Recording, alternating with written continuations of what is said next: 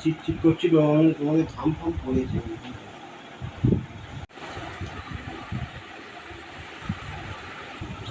এই হাঁটাল রোডে দেখো।